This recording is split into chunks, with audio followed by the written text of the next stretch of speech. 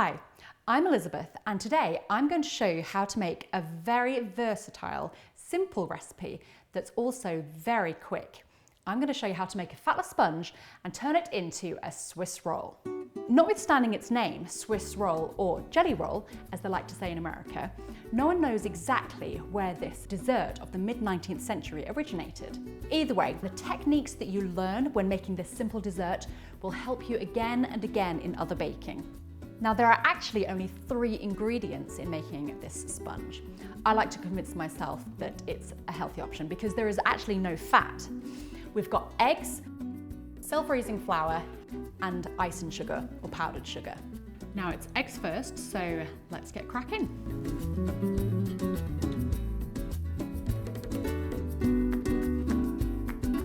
Now, first step, we're going to separate 4 eggs into 2 bowls. We're going to put the egg whites in a stand mixer. Now, we want to make sure there is absolutely no grease whatsoever in this bowl. Even if there's a tiny speck of fat, your egg whites will not whip. Here's a little trick to make sure you get all those little tiny drops of grease. Get some lemon juice on some paper towel and just give it a little wipe. Spick and span. Now, it's really important that we separate our eggs perfectly. Even a speck of yolk in our whites will ruin them.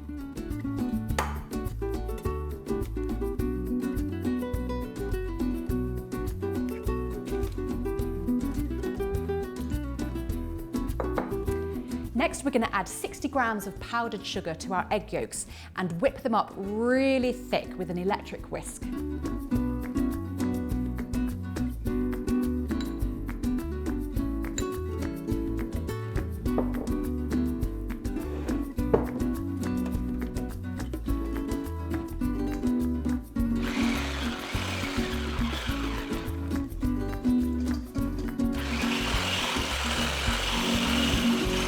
So by whisking it this thick and pale, your flour will blend so much easier into the mixture.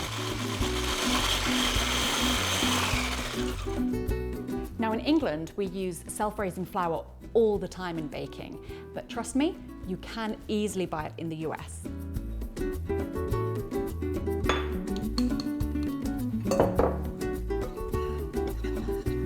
And the mixture is going to get quite stiff, but don't worry. Next, we're going to whisk our egg whites to soft peak stage, then add 60 grams of powdered sugar and then whisk them further to stiff peak stage. And remember, your bowl and your whisk needs to be completely grease-free.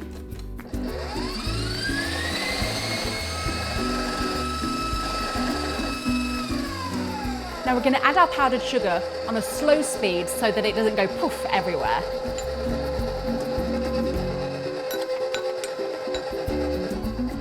Then back onto full blast.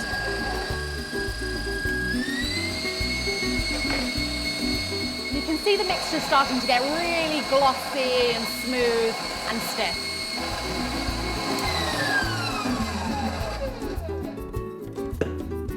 Perfect meringue. Next, we're going to add our lovely meringue to our egg yolks, and we're going to do this in 3 parts.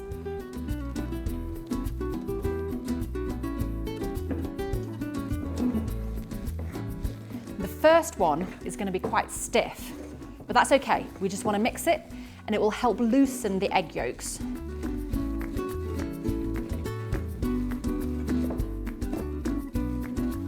Now the second lot that we're going to put in, we want to be a lot more gentle with. We don't want to get rid of all that air that we spent ages whisking into it.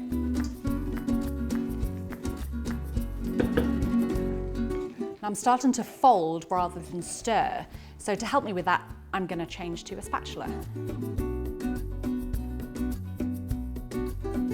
And the third and final lot of meringue that we put in, we want to gently fold in, just tickle it in. We want to make sure we don't bash it and get rid of that air.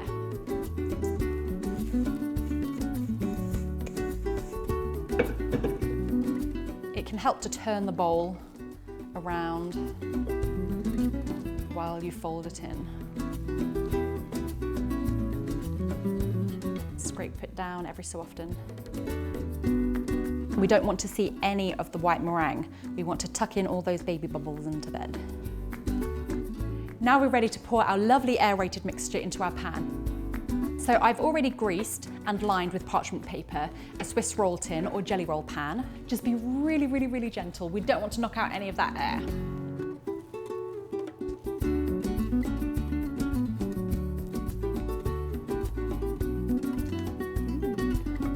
And we're going to actually spread it pretty thin, as you can imagine. We want to do it ever so gently, but we also do want to get into every single little corner. Now, a giant palette knife is pretty useful when spreading out a batter nice and thin, but you can use whatever you've got to hand. Some naughty meringue that didn't get mixed in.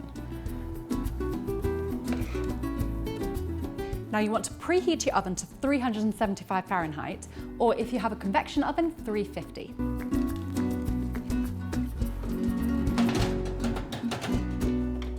Now it's going to bake for about 13 minutes. While your cake's in the oven, we're going to lay out a clean tea towel on the worktop and absolutely cover it in powdered sugar.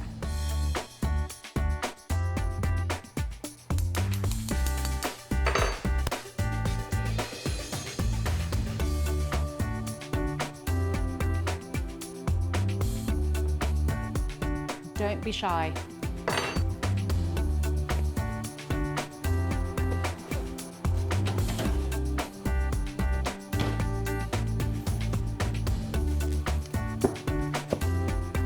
Straight on.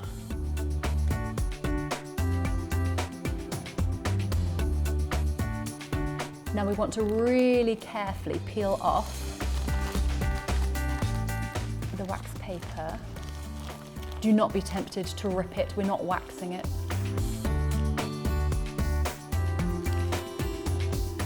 Now we want to carefully roll the sponge with the tea towel inside.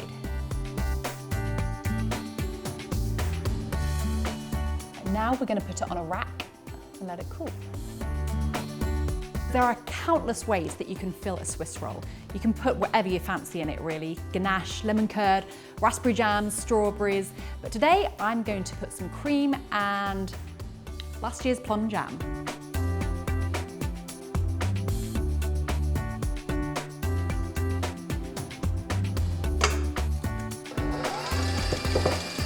Now us British don't usually put sugar in our cream, we're sweet enough, but I'll let you if you want.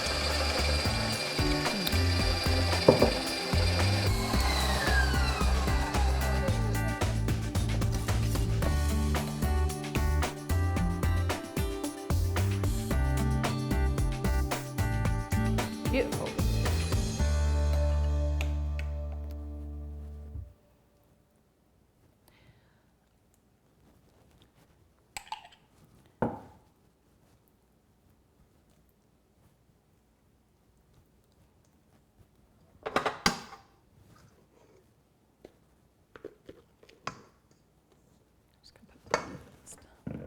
Now don't be tempted to put too much cream in because it will ooze out everywhere when you roll it and when you slice it.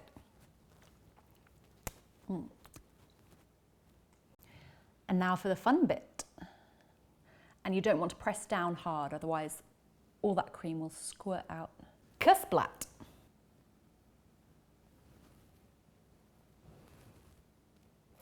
Yeah. Just look at that swirl. Little finishing touch, bit of powdered sugar. And if you have a little bit of time, if you put it in the freezer for about an hour, it will make slicing it way neater.